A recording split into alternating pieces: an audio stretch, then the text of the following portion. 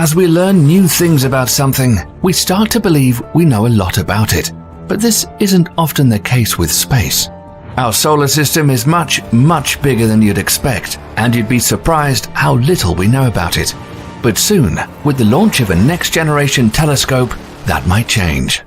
Does this mean we would finally detect an elusive Planet 9? Will we find some other secrets our solar system has stored for us? And would it all change the way we perceive our place in the cosmos?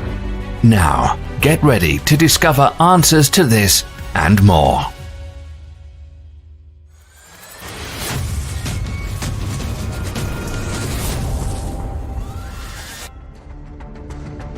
Referred to as Planet 9, but sometimes referred to as Planet X before Pluto's reclassification, this is an elusive world orbiting far beyond Neptune. It's been a mystery for scientists for decades. Since the beginning of the 20th century, astronomers suspected the existence of a large body affecting Uranus and Neptune. But once Voyager 2 approached Neptune in 1989 and sent us back data, it became clear we had wrong calculations. It turned out there was nothing weird about the two gas giants. It looked as though the hunt for Planet X came up empty. But that wasn't the end. Just recently, one curious scientist decided to look through the 38-year-old data from the Infrared Astronomical Satellite, the very first telescope that managed to scan about 96% of the night sky. And among about 250,000 point sources, there were 3 specifically interesting ones. But how do you look for something in our solar system? If you take a telescope and look in a specific direction of the night sky, you'll see a bunch of dots. Some of those are distant stars, and some are solar system objects. So how do you distinguish one from the other? You look at an object's motion. If it barely moves or doesn't move whatsoever, the chances are it's located quite far.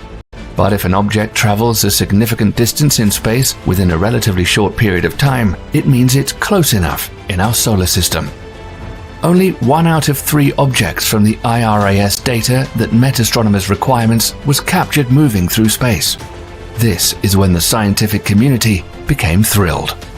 If the IRAS data is right, a planet we've been looking for should be 3 to 5 times as massive as Earth and orbit at a distance of approximately 225 astronomical units, 1 AU being the distance from Earth to the Sun, which is 149,597,870.7 kilometers.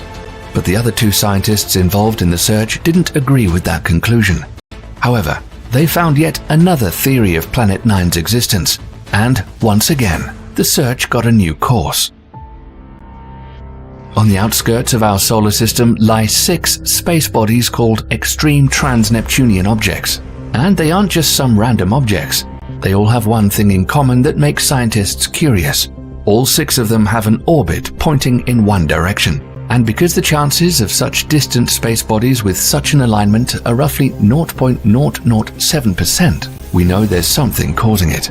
A gravitational influence of a much larger body somewhere out there. All the strange phenomena could be explained by a planet 2 to 4 times the radius of the Earth, and almost as massive as Neptune. It would also have a highly eccentric orbit, getting close to our Sun at about 200 AU, and then moving away at a mind-blowing 1,200 AU. Such an elongated orbit would have a 20,000-year orbital period. The only thing scientists lacked to make their theory look promising was several objects with even stranger elongated orbits. But as it turns out, another astronomer has just discovered such objects exactly where this theory would predict them to be. Still, knowing Planet 9's orbit doesn't tell you where on its orbit it currently is. Nevertheless, there are things that scientists know for sure, and by means of pure logic and mathematics, they could make predictions on where to look for it. For example, at its nearest point to the Sun, Planet 9 has a brightness of 18th magnitude, so if it recently was that close to us on its orbit, it would have been easily spotted. And because of that, we think it's closer to its furthest point, where it's as faint as 25th magnitude, which makes it harder to notice. How bright is that? The smaller the number, the brighter the object. To compare, Pluto's average magnitude is approximately 15. Thankfully, 25th magnitude is still in the range of what the Hubble Space Telescope is able to detect.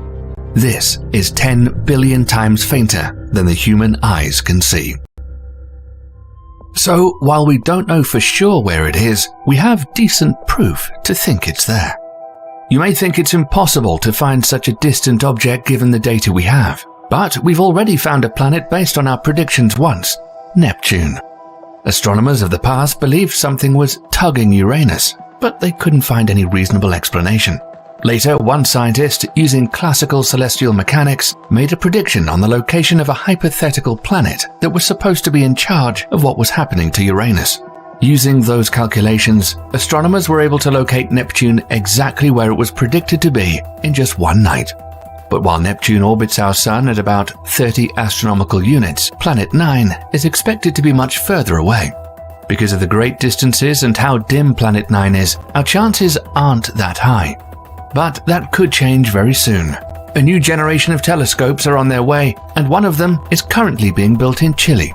Scheduled to begin operations in the fall of 2023, this is going to be an 8.4-meter telescope with a 3200 megapixel camera on board.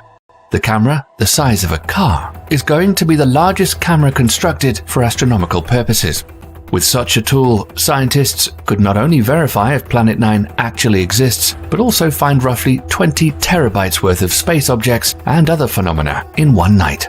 Just in a year, the observatory will be able to capture more of the cosmos than all the telescopes on Earth ever did combined. This can turn our perception of the universe and our place within it upside down. If you'd like to see a full video about this telescope and what it could find, make sure to let us know. But what if we scan every point of the sky where Planet 9 could be and find nothing? Well, there's an idea that Planet 9 could be mistaken for a primordial black hole that would cause similar gravitational effects. Although it's purely hypothetical as we haven't detected one yet, at the very dawn of the universe, when everything was much denser and hotter, primordial black holes popped in and out of existence within just a second, and depending on when during that second such a black hole was born, its mass could have been as little as 5 to 10 grams, or as enormous as 100,000 solar masses. The thing is, if our calculations about an elusive planet's mass are correct, a primordial black hole a few times the mass of Earth would only be the size of a grapefruit, or even smaller than a human fist. And if that's the case, we've no chance of finding it with a telescope, ever. Although we may just detect it with the more aggressive method. The idea is to send hundreds or even thousands of small laser-propelled spacecraft and test the gravitational field of a possible primordial black hole. Even if just a few of these tiny spacecraft pass a black hole at a distance of tens of astronomical units and sends us back data, it would be enough. But how would we know if we were right? We could figure out if a black hole is really out there by measuring intervals between those signals. If it's there, the signals will lengthen under the gravitational influence of this mysterious object. Yes, Planet 9 has a lot of theories surrounding it, and even that isn't the last one. After all, Planet 9 could have once been a rogue planet, or such that was freely wandering through space without a stable orbit.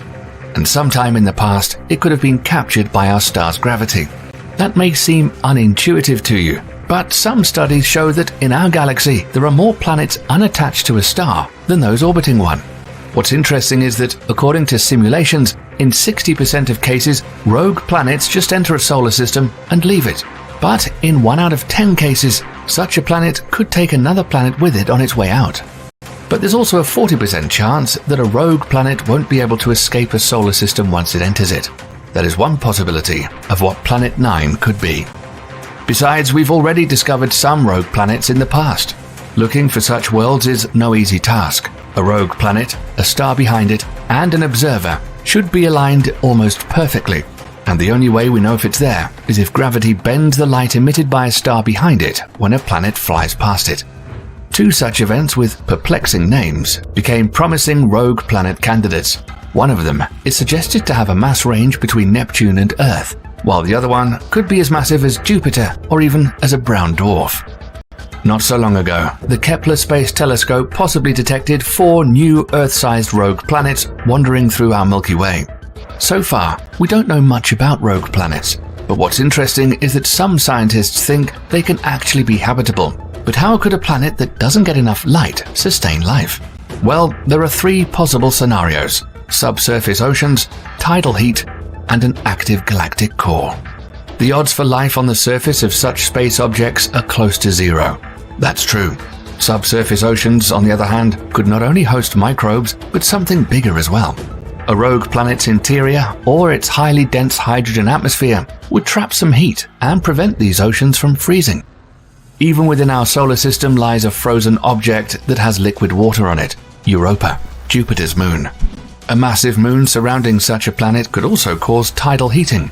Under the right circumstances, if a smaller celestial body orbits a much larger one at close distance, the gravitational pull of a larger body would distort the shape of a smaller one, and, similar to the way a piece of wire heats when you bend it, it would heat that object.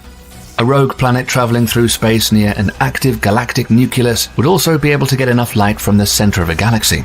And as long as a rogue planet stays within 1,000 light-years from the galactic core, it could even sustain photosynthesis. Our solar system is a strange place, with its 4 giant worlds and 4 smaller planets. To scientists, this looks odd, as if something was missing, and what are the chances that astronomers working centuries apart repeatedly come to the exact same conclusion? There is something there.